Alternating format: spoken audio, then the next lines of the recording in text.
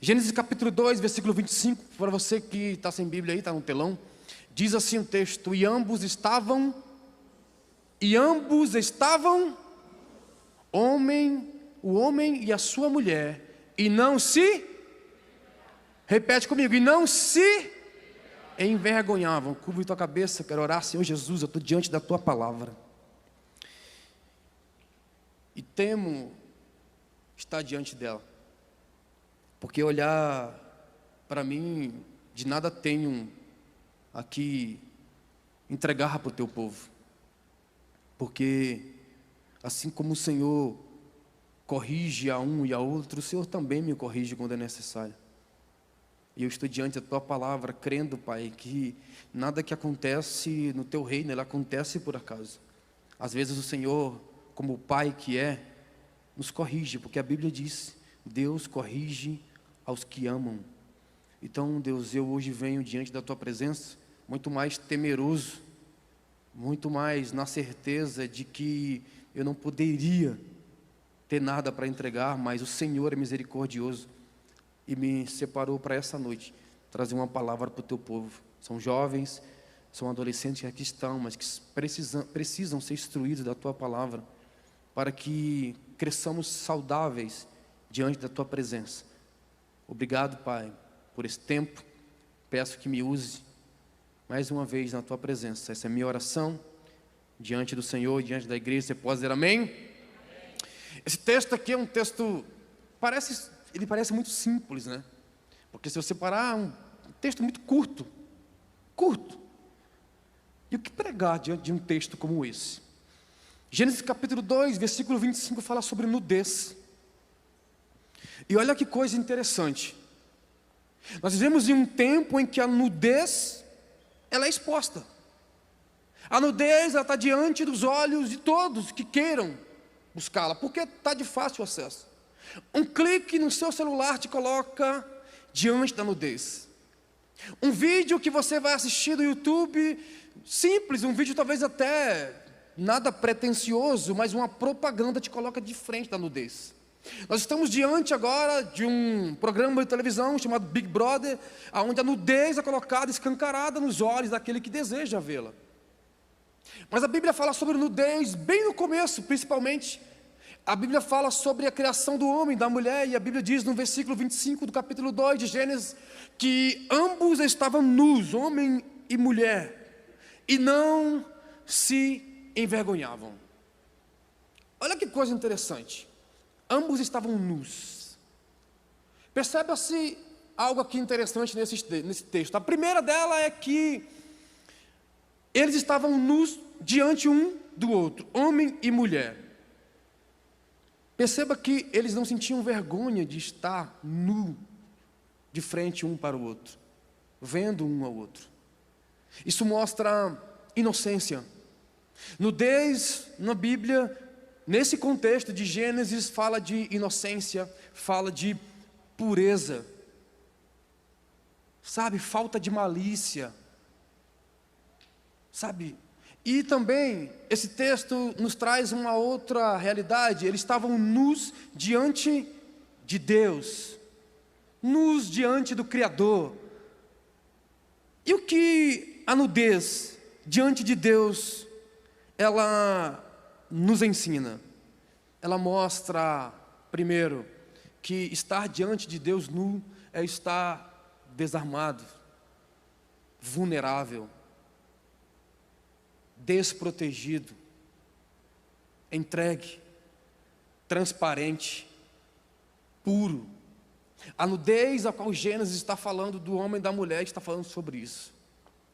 A nudez na Bíblia fala sobre um tema que eu queria que colocasse no telão. Por favor, a mídia. Eu vou pregar sobre isso. Sede santo. Nudez fala sobre santidade, no capítulo 2 de Gênesis. Eles estavam nus e não se envergonhavam. Eles estavam nus e não sentiam vergonha entre si nem entre Deus. O que você tem escondido de Deus? O que você, diante do Criador, diante daquele que é perfeito, daquele que fez o homem perfeição. Perceba-se uma coisa: após o pecado, a primeira coisa que o homem fez foi se cobrir. Perceba-se uma coisa, que quando você peca, a primeira coisa que você quer fazer é cobrir aquilo que você fez. Você cobre a sua nudez. O homem chegava diante de Deus totalmente vulnerável, porque a nudez, ele nos torna vulneráveis. A nudez também, ela se reflete a uma afirmação que eu posso dizer aqui com toda a certeza: intimidade. Quando você casa e você está diante da tua esposa, você não sente vergonha de estar nu diante dela. Isso fala de intimidade. Você não fica nu diante de um estranho. Ou fica?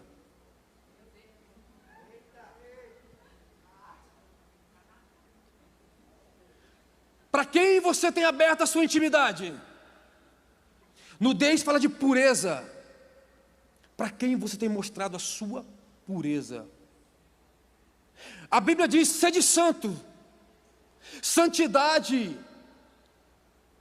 não está relacionada a vir para a igreja, frequentar o Connect, cantar os louvores animados.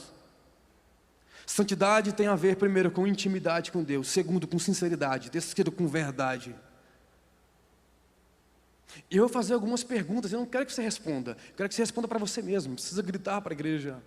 E como está a sua verdade diante de Deus? E como está a sua pureza diante de Deus? E como está a sua inocência diante de Deus? A verdade é que nós vivemos em um tempo em que se perdeu o valor da pureza, o valor da verdade, o valor de estar diante de Deus limpos.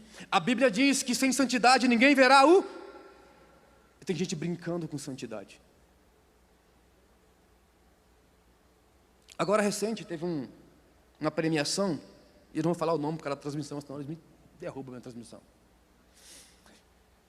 E eu nunca vi tanta, mas tanta, eu falo isso com muito temor, eu nunca vi tanta briga de ego, tanto interesse em ser notado. Uma pregação chama a atenção e foi o ápice dessa premiação. Uma frase me chamou muito a atenção: ninguém que começou no ministério começou pensando em se enriquecer no ministério. Todos começaram pensando em um chamado, em um propósito, em caminhar diante de Deus, em estar diante da presença de Deus, mas o meio do caminho é perigoso. E eu falei isso para a liderança, em Abacuque capítulo 3, vai dizer que aviva, Senhor, a tua obra no meio dos anos. Começar bem, começar motivado, começar entusiasmado, é muito bom, mas o meio é o perigo. Quem nunca chegou no meio e pensou: e agora?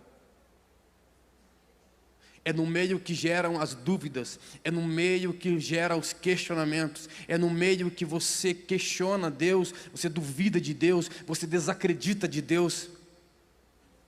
Eu nunca vi uma geração tão inconstante diante da presença. Eu nunca vi uma geração que brinca com o santo como se fosse algo comum. Ei, escute uma coisa: o sumo sacerdote entrava no Santo dos Santos uma vez por ano, e ele fazia expiação do pecado de todo o arraial.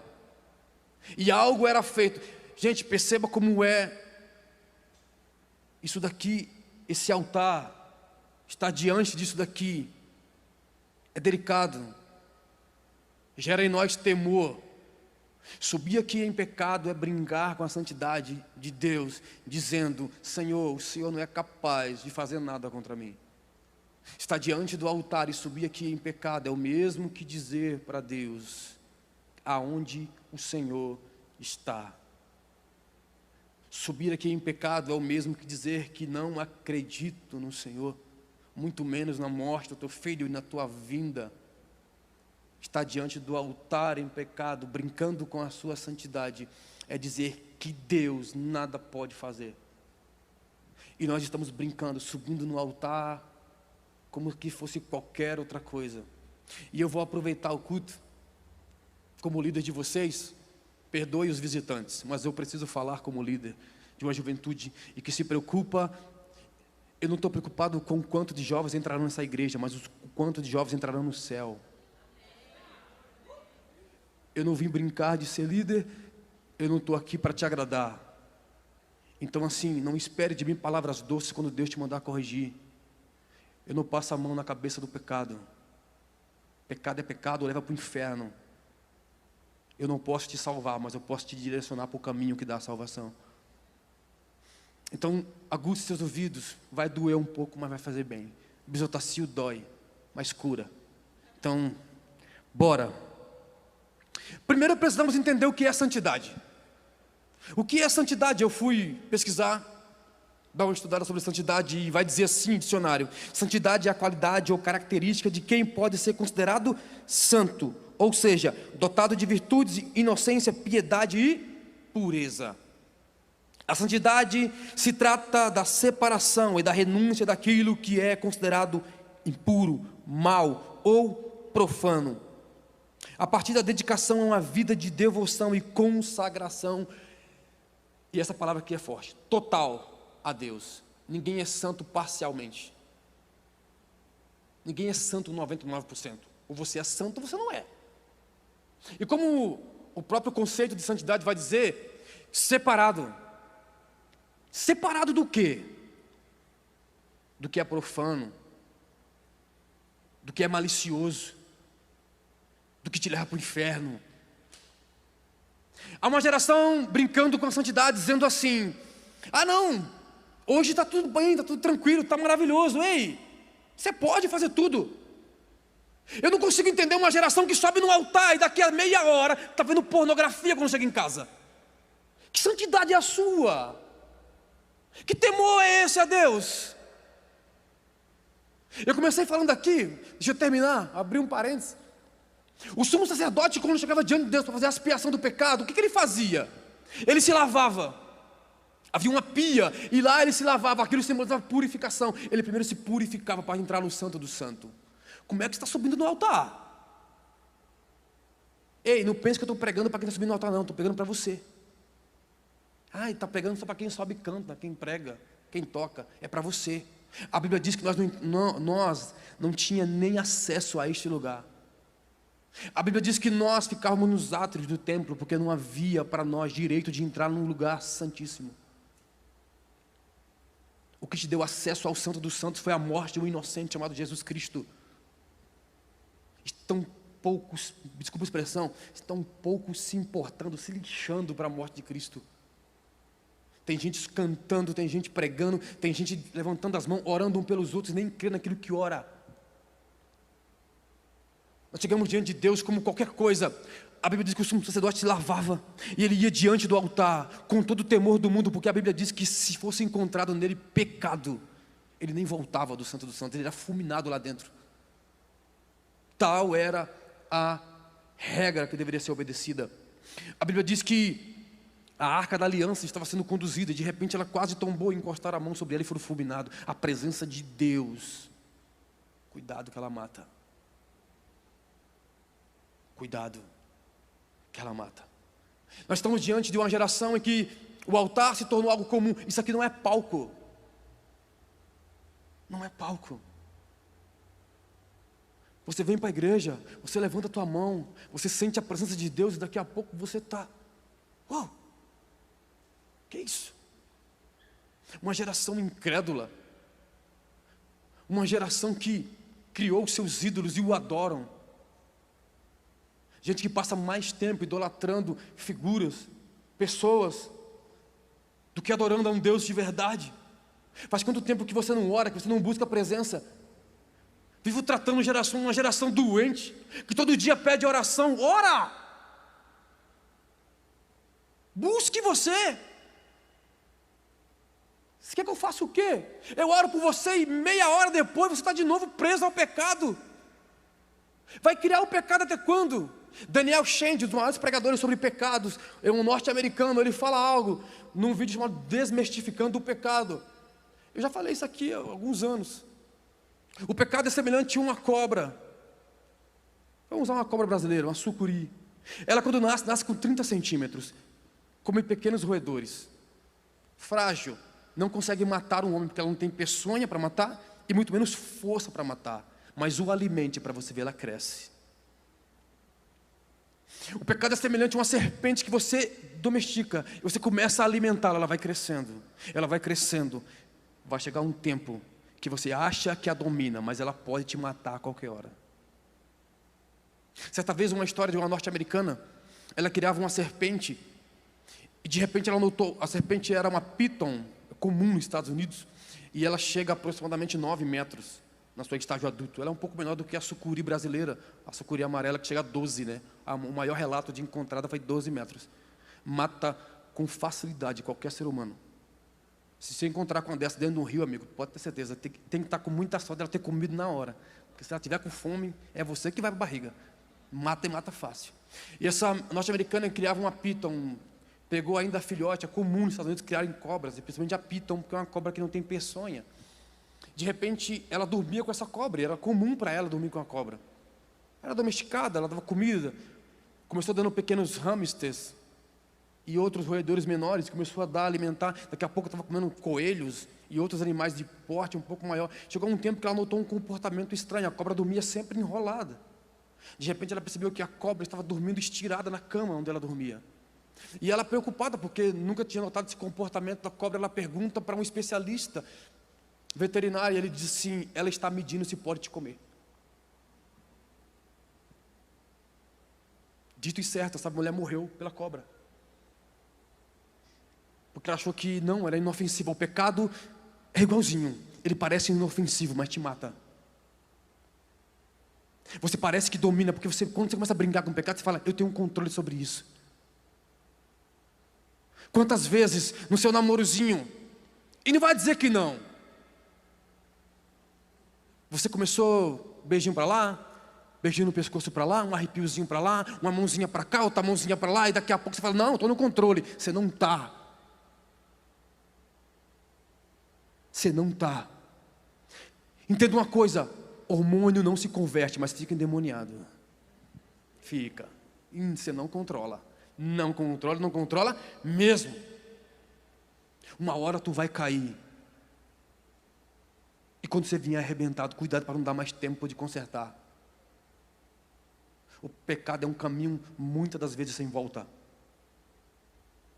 Eu dei brecha para a bebida uma vez e passei 5 anos preso a ela. Quer brincar com o pecado? Uma hora ele te sufoca e te mata, e mata. E o pecado não tem dó. Ei, Satanás não tem misericórdia. Se ele puder te tragar para o inferno, ele vai te levar. Vai. E vai levar fácil.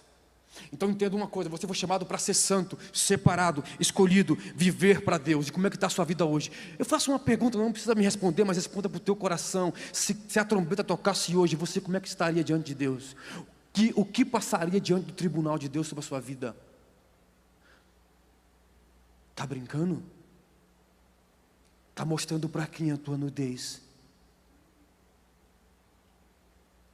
Está mostrando para quem? Gente, não há mais tempo de brincar. A Bíblia diz em Mateus capítulo 24: quando ouvirem de rumores de guerra, nação contra nação, reino contra reino, peste, terremotos, doença, não te espantes, isso é só o princípio das dores. E quando virá o fim? Quando esse evangelho for pregado. Nunca se pregou o evangelho tanto quanto agora. Tem gente brincando com o pecado na igreja. A igreja brasileira é a igreja menos perseguida ainda. Tem gente arrotando uma santidade que não tem. A pergunta é: diante de uma arma na cabeça, você nega Jesus ou não nega? Qual é o teu nível de santidade? Vejo uma geração, a geração do TikTok, que é capaz de dançar ridiculamente na frente de um celular, mas não é capaz de adorar a Deus em verdade no altar. Me espanta uma geração que passa 12 horas na frente de uma fila para comprar um ingresso para Coldplay e reclama de um culto de 1h30. Você está brincando com quem? Está achando que Deus é o quê? Havia um relato, esse relato é novo. Não, deixa eu abrir um parênteses aqui. O Grammy, quem assistiu o Grammy? Quem viu o Grammy? Ou alguma coisa sobre o Grammy, do último agora. Houve uma cena no Grammy, curiosa, de um cantor, eu não sei o nome dele, não sei o que, Smith. Só sei que é Smith, sobre o nome dele. Um cara vestido de demônio. E sabe o que me espanta? Não é esse cara, está perdido. O que me espanta é crente. Ou dizem ser crente, repostando. Ou você acha que eu não estou vendo? Que Deus tu serve, cara? Tu chora na presença e posta coisa do diabo? Que santidade é a tua, velho? Eu não consigo entender, gente. Eu estou no TikTok também, estou lá vendo. E aí, fazendo a dancinha. Meu Deus, eu falei, gente, olha, me dá paciência, que se dá força a gente mata. Eu nunca vi uma geração que quer parecer tanto para o mundo e pouco para Deus. Você revela sua nudez para o mundo e para Deus você não revela. Que geração é essa? Gente, eu estou, sério, em choque, às vezes eu fico em choque. Que geração. Aí, vou falar, não ia, mas vou.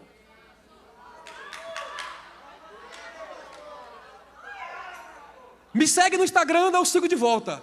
Por que criou uma conta separada, privada? Porque tem um bando aqui, tá me seguindo lá e posta tudo de Deus. Criou uma conta separada no Instagram. Está escondendo o quê? E a galerinha do Twitter, deixa eu falar. Tô lá também, viu? No Instagram é santo, no Twitter é um capeta.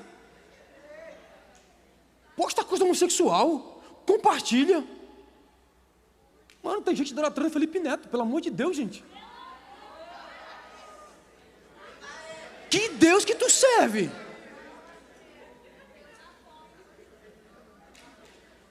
Que Deus que tu serve? Tem gente vendo cantorzinho aí cantando música de funk achando lindo. Isso aqui não é profano não, viu? Vou dizer uma coisa, um dia nós estaremos diante de Deus.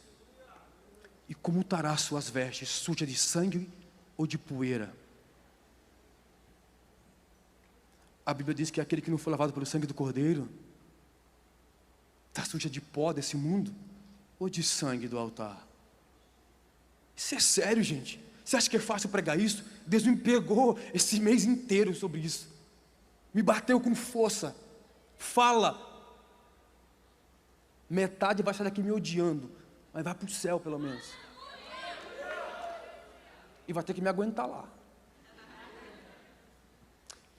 É sério, gente. Não é fácil pregar sobre santidade. Porque primeiro Deus cobra de nós. De quem prega. Quer pregar sobre exortação? Venha puro para o altar. Não fale do pecado do outro se você não tratou o teu. Pegar o microfone para falar do pecado dos outros é fácil. É difícil assumir a sua culpa. Mas eu estou bem, está bem. Está bem, estou vendo. Estou vendo. Vou começar a pregar agora, é só a introdução.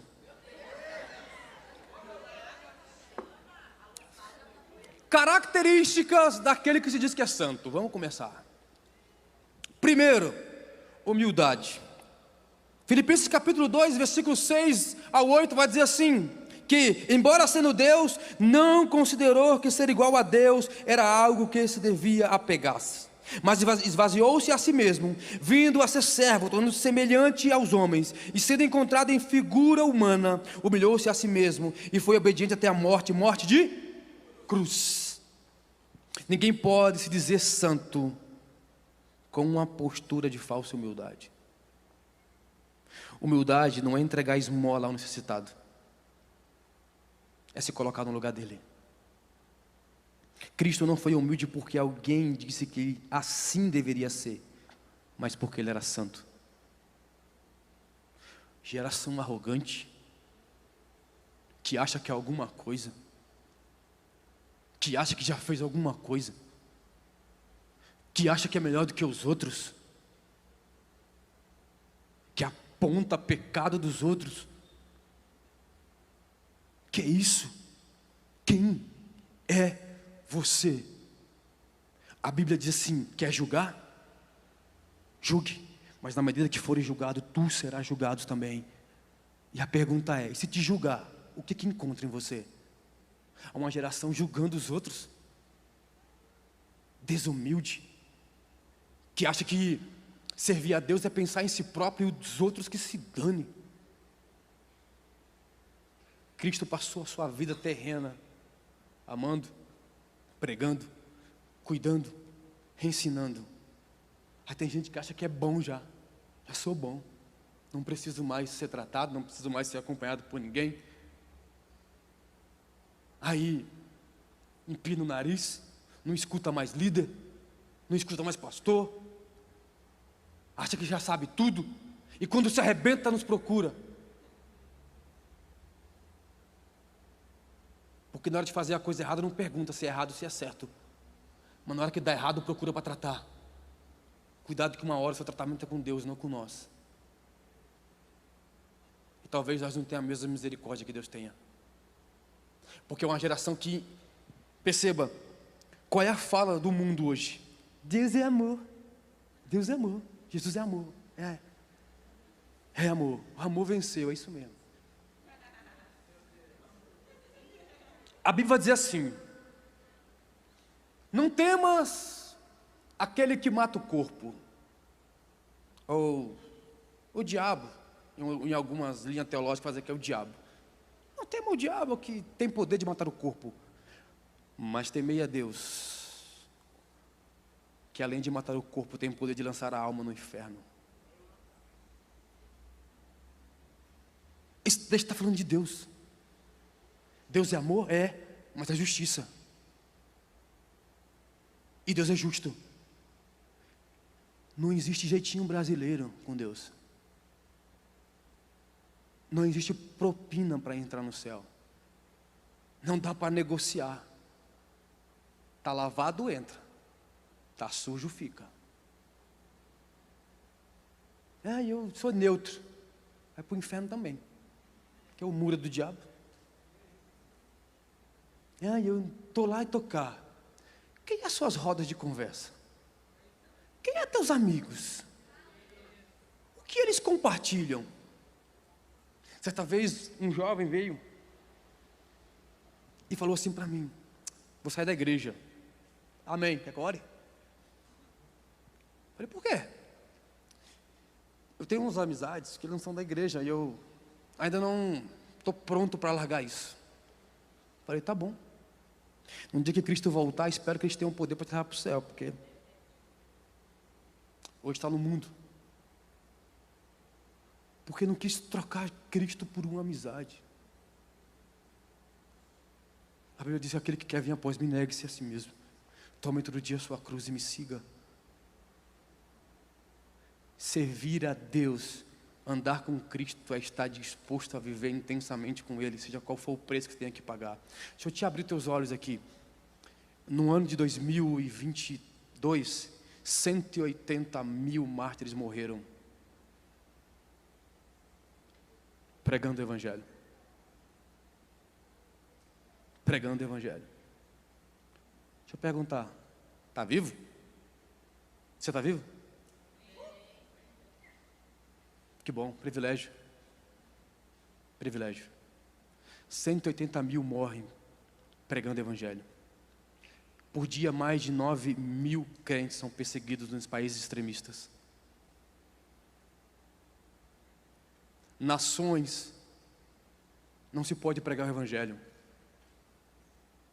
A Coreia do Sul prega para a Coreia do Norte por garrafas jogadas no mar com textos bíblicos. Você não prega para o teu vizinho. Você não prega para o teu amigo porque tem medo de perder a amizade, porque é o cara que paga a tua saída, né? Tu não fala de Jesus para o cara do trabalho, por quê? O patrão chega para você e fala, faz isso aqui. Você sabe que é errado e você faz, cara. Que santo você é. Desculpa a expressão, santo do pauoco, como diz, né?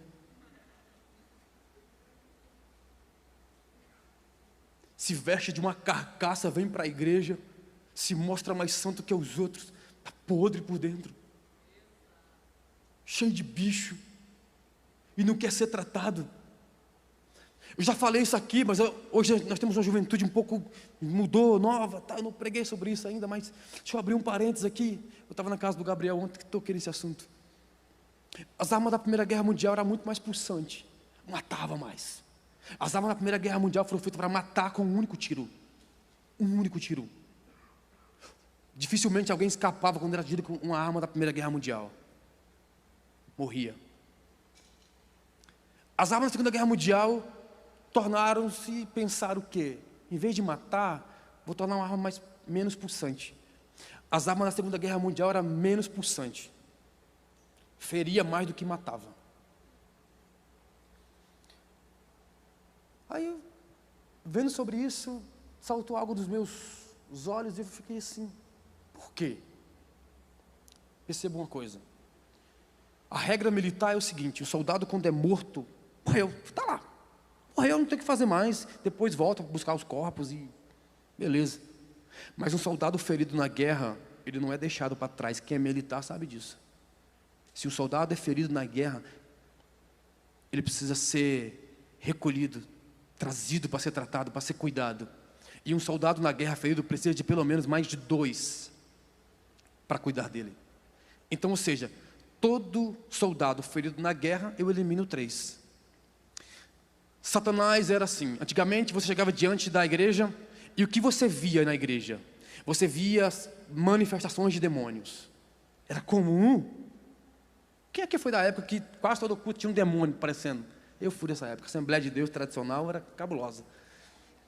Meu Deus do céu, o cara arrancava banco de madeira no braço e ninguém segurava o cara. E era comum.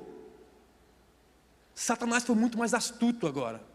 Percebeu que, tipo assim, toda vez que havia uma manifestação de demônio, vinha um pastor e expulsava. Sai em nome de Jesus. Pronto, acabou. Resolveu o problema. Por que eu usei o exemplo das armas da Primeira Guerra e da Segunda Guerra Mundial?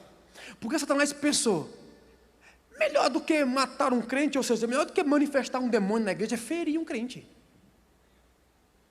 Há uma geração de crentes feridos e outros enganchados para socorrê-lo. Sabe qual é a diferença do soldado ferido para um crente ferido? O soldado ferido ele só quer ajuda, que o leve para o hospital e seja tratado. O problema do crente ferido é que muitas das vezes ele não quer ser tratado, ele contamina os outros. O crente ferido, quando ele se machuca na igreja, o que ele faz? Essa igreja me machucou, o pastor me feriu, não quis saber de mim, o líder, não sei o que, me abandonou, uma fofoca para cá, uma conversinha para lá, falaram de mim, não sei o que, aí ele contamina o outro. Só que ele não sai da igreja.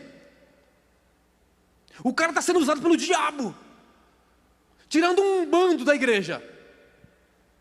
É desobediente, arrogante, prepotente, desumilde, ainda contamina os outros. E é uma geração assim, nesse tempo. Vou te falar, não está longe não, viu? Que aqui tem. Ser santo é ter humildade para reconhecer que é falho, que necessita de ajuda. Você não é o super-homem. Até o super-homem fica fraco diante de criptonita. Diante do pecado você é fraco.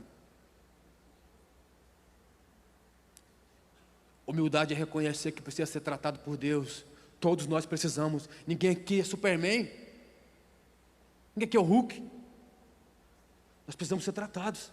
A Bíblia diz, em 1 João capítulo 1, versículo 8, se afirmamos que estamos sem pecado, enganamos a nós mesmos, e a verdade não está em nós. Se confessarmos os nossos pecados, Ele é fiel e justo para perdoar os nossos pecados e nos purificar de toda injustiça.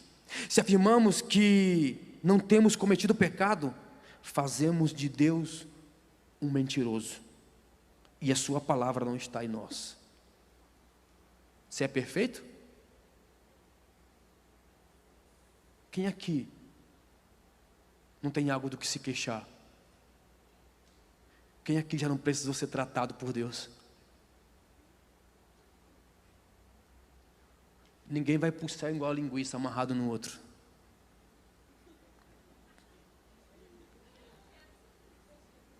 Ninguém vai para o céu assim. Sua mãe pode orar 24 horas por você. Se você não decidir caminhar com Cristo, vai para o inferno do mesmo jeito. Ou está achando que é brincadeira? E há uma geração achando que, não, está tranquilo. Está bacana. Está legal. Mal vibe, mano. Legalzão demais, gosto do culto. Vai cantar uns reggae hoje.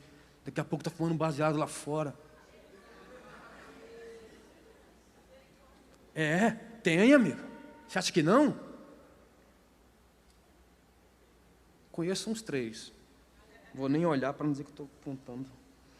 Reconhecer que é falho não é fraqueza, mas humildade para reconhecer que precisa ser tratado todos os dias. Ninguém se torna santo apontando o pecado do outro, mas reconhecendo os seus. Ninguém que se nomeia humilde reconhece essa virtude. Todo mundo que se arrota humilde não conhece essa virtude. A maior de todos os humildes não é o que diante do pecado se considera capaz de vencê-lo sozinho, mas aquele que sabe que precisa de Deus. Seja humilde, você precisa de Deus. Você precisa ser tratado todos os dias. A vida cristã, a vida aqui na terra é em santidade, é uma vida constante de tratamento. Eu não subo no altar porque sou perfeito. Eu subo no altar porque preciso me santificar todos os dias. Eu subo no altar porque reconheço que sou falho, pecador e preciso de Deus. A igreja é um lugar para a gente falhas que querem ser tratados. O problema dessa geração é que muitos sabem que estão presos ao pecado e acham que é normal. Acham que vir para o culto, dar glória a Deus, brincar, se divertir e está tudo bem. Está tudo certo. Acha que Deus é seu capacho, que faz aquilo que você manda. Fica aí, Deus, que agora eu vou pecar. Fica aí. Você acha que ser santo na igreja é suficiente? Se eu for no teu histórico do celular agora, o que tem lá de busca? Qual é a tua playlist na Spotify? Qual é a série da Netflix que você está assistindo? Comprou o pay-per-view para ver o Big Brother?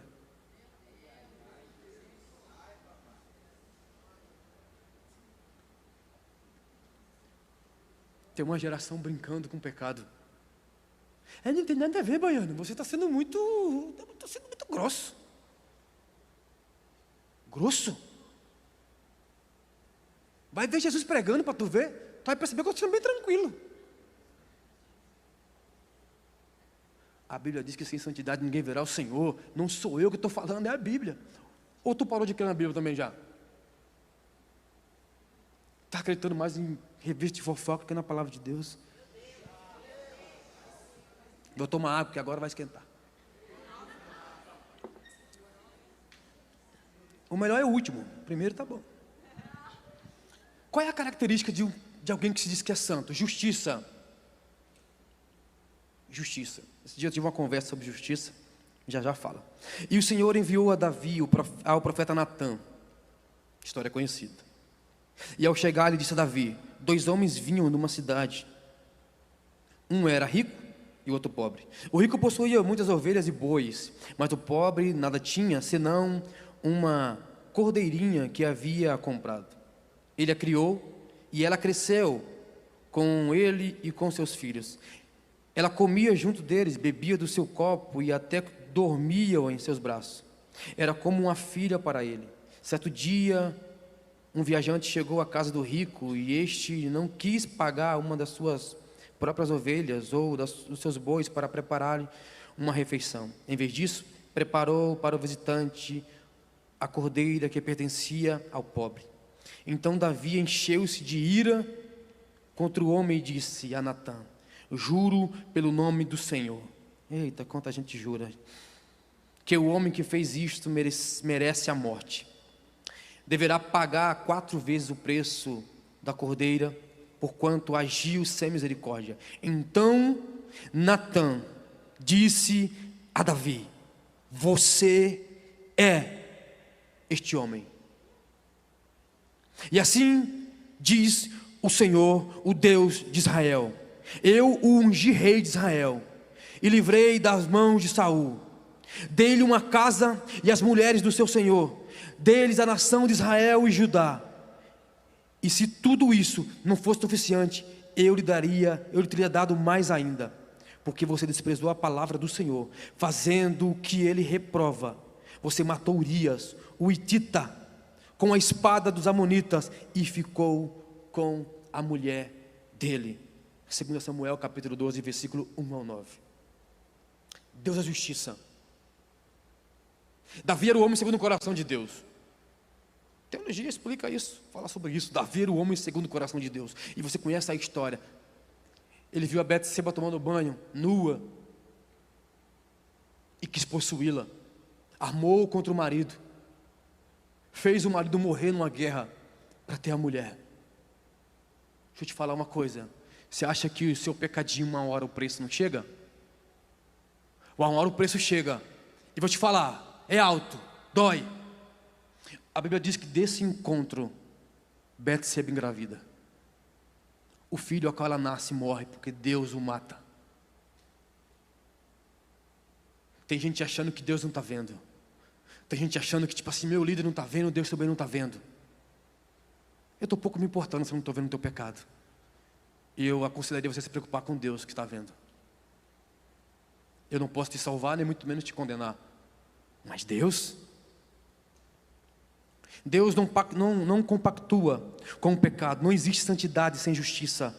Ser justo é ser coerente, íntegro, fiel àquilo que Deus tem determinado. Você é justo? Ou você é aquele que só aponta pecado? Inflama a fofoca? Porque hoje geraçãozinha fofoqueira. Nem estava na mensagem, mas vou falar. Eu nunca tratei tanta fofoca como tratei nesses últimos meses.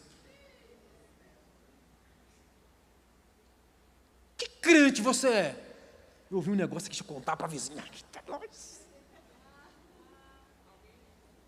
Alguém me contou, alguém me falou. Elimina a fofoca. Pô, que é isso, gente?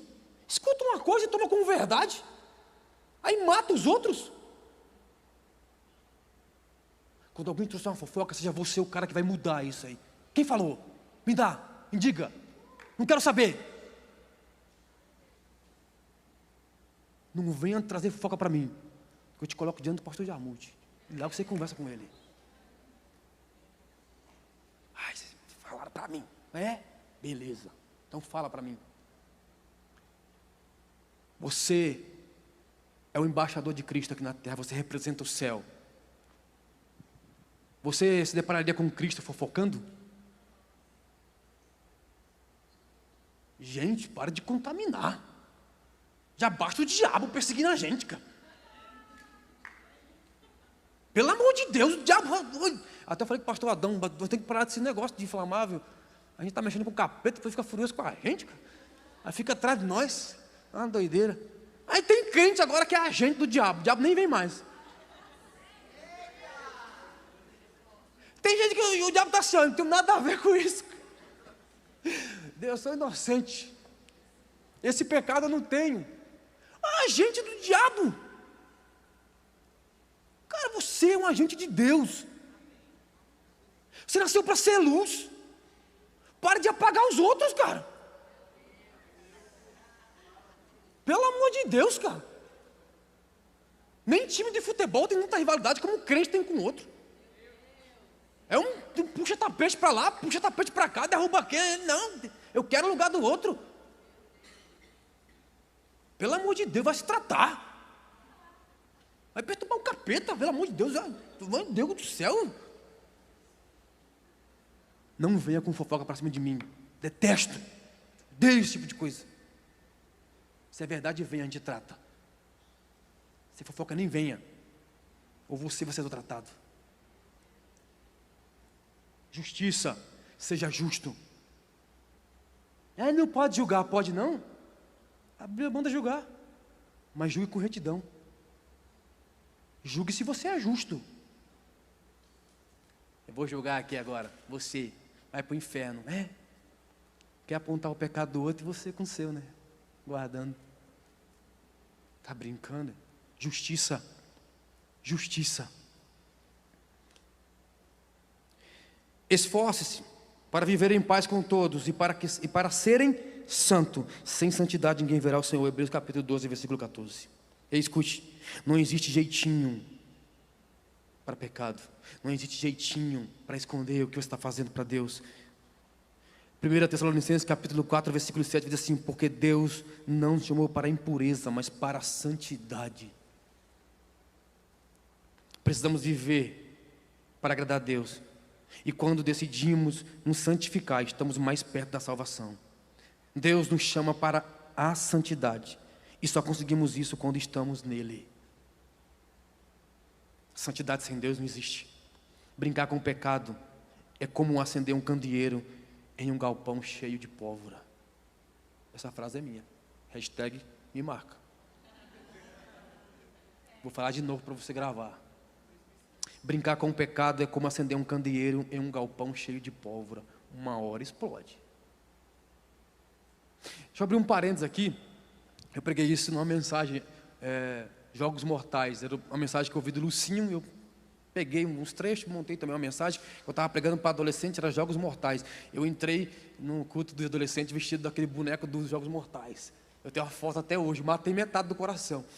Porque eu apaguei as luzes do auditório e quando acendeu a luz eu estava vestido daquele boneco lá do mal lá. Pense, matei uma mãe, quase teve um infarto. Mas amém.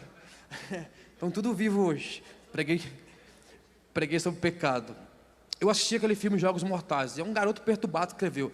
Se você for ler a sinopse do filme, do primeiro filme dos Jogos Mortais, a sinopse. Lê lá a sinopse. Quem escreveu os Jogos Mortais foi um garoto de 16 anos. Sabia disso? 16 anos. Pensa um maluco que deve ser perturbado, viu? Esse não via demônio. Esse viu o inferno inteiro. Para escrever um negócio daquele, tem que ser muito perturbado pelo capeta. E tem uma cena nos Jogos Mortais, no 1, eu assisti. Quando você é líder adolescente, você assiste tudo que é porcaria para ensinar esse povo que não pode assistir. Até Baleia Azul eu entrei. Eu entrei no Baleia Azul para ver se matava mesmo. Eu falei, esse perturbado, eu vou pregar. Aí fiz um culto sobre Baleia Azul lá e pronto. Tinha alguns perturbados, que estavam no Baleia Azul lá, todos se cortando. Eu penso, foi um negócio doido. Mas tem uma cena nos Jogos Mortais muito curiosa. De uma das cenas que é um cara num quarto, cheio de vidros no chão, ele só de sunga, um candeeiro, um cofre, um relógio e uma vela sobre o banco. E aquele bonequinho do Satanás aparece na TV lá. Olá, eu quero jogar um jogo com você. O diabo é assim, eu quero jogar um jogo com você. Havia um tempo que ele tinha para sair da sala, e dentro do cofre havia a chave da porta. E o bonequinho encerra bem assim: o segredo do cofre está nas paredes. Mas cuidado com a vela. De repente aparece uma cena da parede cheia de números. Ele pega a vela, o vidro cheio de vidro no chão, e começa a caminhar sobre os vidros com a vela na mão. Um descuido, a vela caiu. Tocou nele, ele explodiu, porque estava cheio de substância química. É o mesmo que eu acabei de falar. Brincar com o pecado é acender um candeeiro em um galpão cheio de pólvora, uma hora explode, te mata. Uma hora o pecado vai cobrar. E quando cobrar vai doer. Vai. Não dá para brincar com o pecado. Não dá. Não dá. Brincou, ele te mata. Brincou, ele te leva para o inferno. Brincou. É desse jeito. É melhor ser justo que querer ser popular aqui na terra e desconhecido no céu. Você pode ter mudado seus conceitos e crenças, mas Deus e a Bíblia condena. Mas para Deus e a Bíblia condena. Continua levando vidas para o inferno. Se contextualizar, não é o mesmo que dizer isso era errado no passado. Tem gente que usa da contextualização para dizer assim, isso aqui era pecado no passado, agora não é não. É, tá bom. Você mudou, a Bíblia não, tá? O mundo mudou, pode ter mudado, mas o caminho que leva para o céu continua passando pela santidade. Aprenda uma coisa, o céu não é para quem deseja ir para lá, mas para quem escolhe ser santo. Essa frase também é minha, #baiano. Terceiro, caminhando para o final. Disse Josué ao povo, santificai-vos, porque amanhã o Senhor fará maravilhas no meio de vós. Terceira característica de quem quer ser santo, posicionamento. Agora vai doer. Santidade não é apenas para uma busca pessoal, mas uma condição para o agir de Deus. Temos uma geração que busca pelo agir de um Deus santo, sem querer santidade.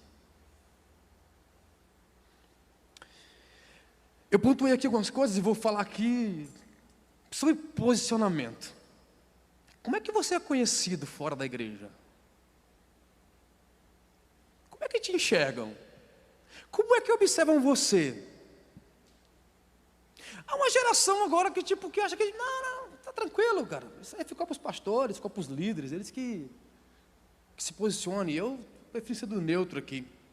Faz o L.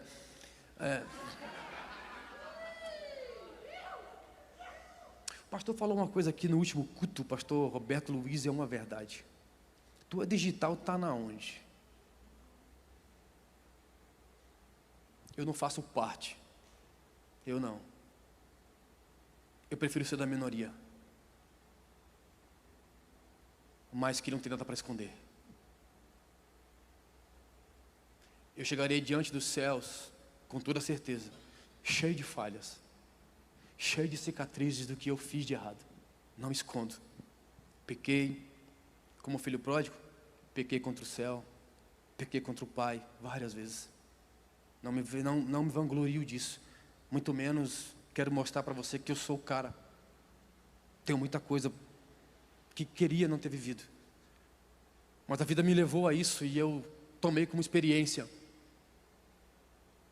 Mas um dia entreguei minha vida para Cristo. Percebo uma coisa nessa vida. Pessoas vão e vêm, passarão por nós. A pandemia nos ensinou que a vida é preciosa. E que elas de fato importam. Importam sim, elas importam. Até quando perderemos pessoas pela nossa negligência? Até quando nós aceitaremos que pessoas estão a caminhos e a passos largos para o inferno e nós aplaudimos achando que está tudo normal? Até quando você vai dizer para o teu amigozinho lá de infância, caminhando para o inferno, dizendo assim, não está tudo bem. Não está tudo bem. Não está tudo bem. Não está. Você carregará o sangue desse inocente. Eu passei 1 ano lamentando a morte do meu pai, culpando-me a mim mesmo. Porque por 3 vezes fui na Bahia e não preguei para ele como crente, negligente, mentiroso. Subia no altar e pregava para jovens, adolescentes, nunca preguei para o meu pai. Preguei para tanta gente, deixei meu pai por último. Deus falou, não vai pregar não? Vou te dar uma condição de você pregar. Devido ao álcool. Você conhece a história, meu pai sofreu um acidente. Para quem não conhece, sofreu um acidente de moto. Bateu contra um poste. 52 dias numa UTI. Cheguei diante dele, todo entubado. E preguei para o maior público da minha vida, meu pai. 1 semana depois ele faleceu. Vai esperar perder quem? Vai esperar chorar o luto de quem?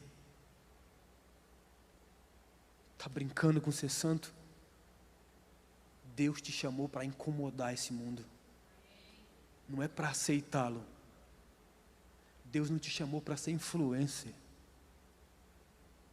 de um mundo pecaminoso. Deus te chamou para influenciar jovens a irem para o céu. Você é a resposta de uma geração que está perdida, caminhando a passos largos para o inferno. Deus te chamou para pregar o Evangelho e você está brincando de ser crente. Você quer ser popular na escola, pegando todo mundo e achando que é bacana ser o maioral, né? Fumando teu cigarrinho no intervalo. Oh, e coisinhas a mais, né? O profeta Natan chega diante de Davi e fala isso para ele: esse homem é o Senhor. Cuidado para Deus não chegar diante de você e falar: esse homem pecador é você. Há uma geração que não se posiciona. Se nós defendermos o nosso time de futebol como defendemos a Cristo, esse mundo já teria mudado há muito tempo. Se nós defendêssemos nosso partido político, a Cristo, como defendemos o partido político, nós estaríamos muito mais longe no Evangelho. Se nós falássemos tanto de Cristo como falamos de tanta besteira, você é capaz de mandar uma piada para centenas de amigos no seu Facebook, no seu Instagram, no seu WhatsApp, mas não é capaz de pregar Evangelho para ninguém.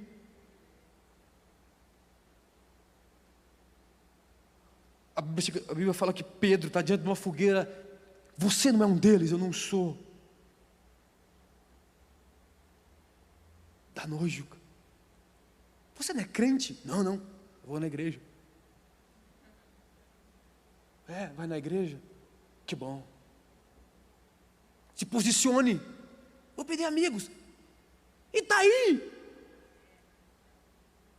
Vou pedir seguidores. E daí? Você não foi chamado para arrastar a multidão. Você foi chamado para ganhar gente para Jesus. Tem que seguir Cristo, não você. Você tem que influenciar. Agora não, uma geração que não se posiciona. Uma geração que não confessa a tua fé. Ter carteira de crente não te leva para o céu. Eu sou crente. Que crente? Que crente? Que crente é você que brinca com o Evangelho como se fosse qualquer coisa? Que chega diante de Deus na maior cara de pau. Tá tudo bem. Tá tudo certo. Tá não, cara. E não assume. E vem. E quer orar pelos outros. E quer pôr a mão na cabeça dos outros. E quer interceder pelos outros. Achando que está certo. Cara, se posicione. De que lado você está? Ou é um ou é outro. Não pode sair água doce e água amarga da mesma fonte. Está saindo o que de você? Está se posicionando? Está falando o que você é? Ou tem vergonha de perder a popularidade, os amigos, os colegas? É melhor ir para o céu sozinho do que para o inferno acompanhado. É uma verdade. Fica de pé, por favor. John Wesley escreve: dei-me 100 homens que nada temem, senão o pecado, e que nada desejam, senão a Deus, e eu abalarei o mundo. Precisamos de uma geração que se posicione. Precisamos de uma geração que não tem medo de dizer o que é. Gerações se passaram, influenciaram, pregaram. A banda pode subir. Eu quero que cante aquele último hino lá, que cantaram aí.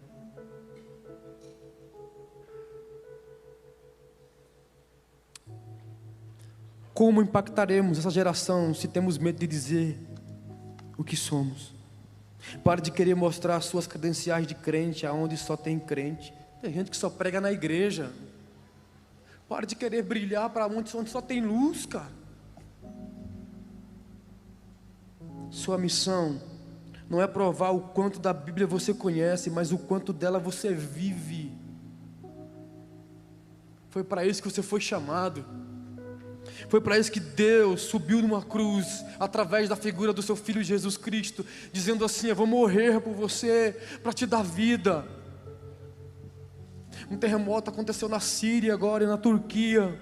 A Bíblia diz que nos últimos dias você ouviria de terremotos, perseguições, o amor de muitos esfriando. Há uma geração iníqua, preso ao pecado, flertando com o diabo como se fosse normal, compartilhando daquilo que te leva para o inferno e achando que é normal. Não é normal. Uma noite na balada te faz esquecer de um problema, mas não te cura dele. Um baseado te faz chapar e ficar esquecido das coisas, mas não elimina o pecado e o preço da dor. Há uma geração flertando com o pecado, brincando como se fosse normal, e Deus gritando: eu vou voltar. E pasmem, se tu ficar, não se espante. O céu é para todos, todos aqueles que desejam andar na contramão desse mundo. Eu encerro. Santidade é a certeza da salvação.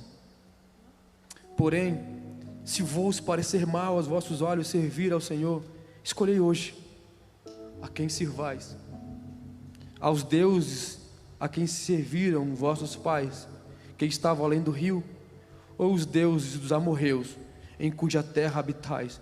Porém eu e a minha casa serviremos ao Senhor. A quem sirvais? A quem você vai servir? A verdade é, a trombeta vai tocar, o relógio se aproxima da última hora. Deus recolherá os seus.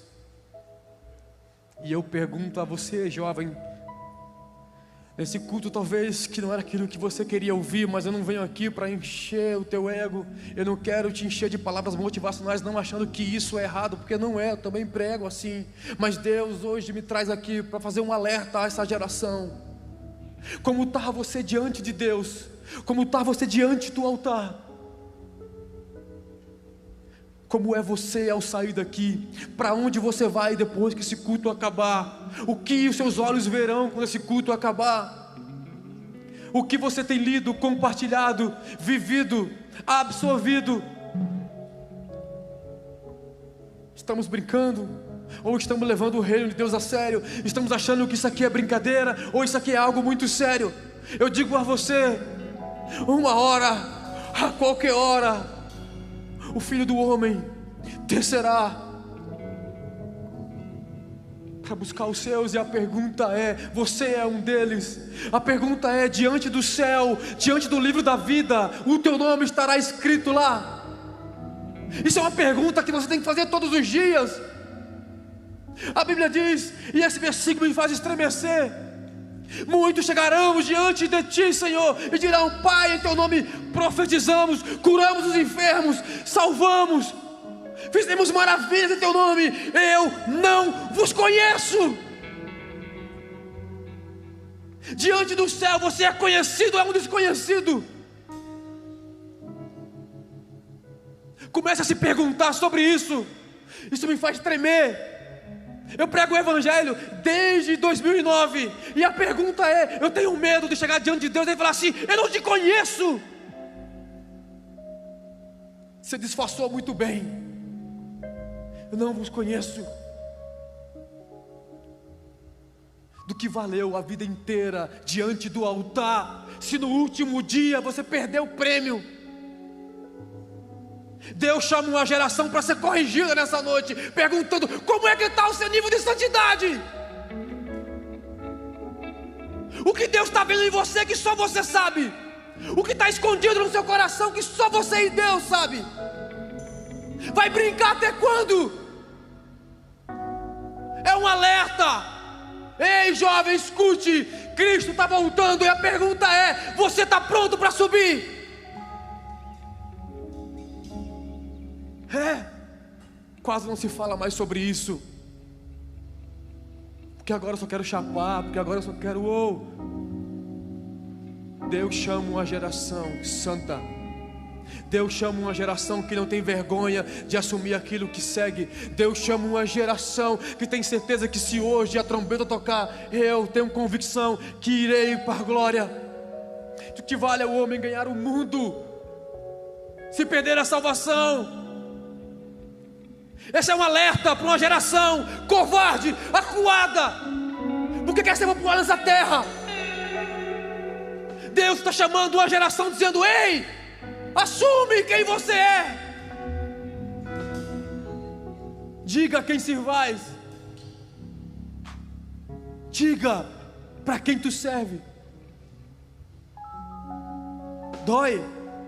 Fique com raiva de mim, mas eu não vou voltar para casa com peso na consciência de não ter pregado o que Deus mandou falar.